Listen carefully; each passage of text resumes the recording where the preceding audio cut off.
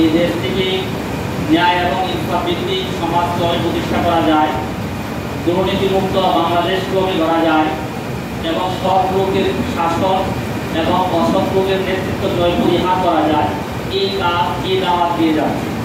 আমরাও আপনাদেরকে সে দাওয়াত দিচ্ছি। আসুন আমরা দল মত নির্বিশেষে এই আপাময় বাংলাদেশ সুন্দর একটি সুন্দর ভবিষ্যৎ আদর্শ রাষ্ট্র গঠন করতে হলে, কল্যাণকর রাষ্ট্র গঠন করতে হলে আপনাদের সকলের মতামত প্রয়োজন, সকলের সহযোগিতা প্রয়োজন। আপনাদের সকলের সহযোগিতা এবং মতামত বাংলাদেশ জামাত ইসলামী কায়েম করে।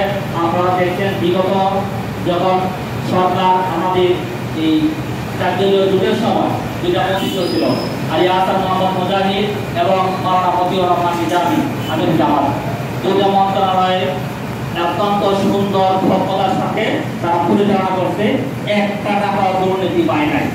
সুতরাং এখনো যদি বা অদূর ভবিষ্যতেও যদি জামাত রাষ্ট্রীয় ক্ষমতায় যেতে পারে বা প্রত্যেকটা সেক্টরে এই আমূল পরিবর্তনের একটা মেসেজ জামাত দিচ্ছে, আপনারা সেই দাওয়াতে শরীক হবেন এবং মতামত দেবেন, সেই প্রত্যাশা রেখে সেই দোয়া রেখে আমি আমার কথা শেষ করছি। আসসালামু আলাইকুম ওয়া রাহমাতুল্লাহি ওয়া বারাকাতুহু।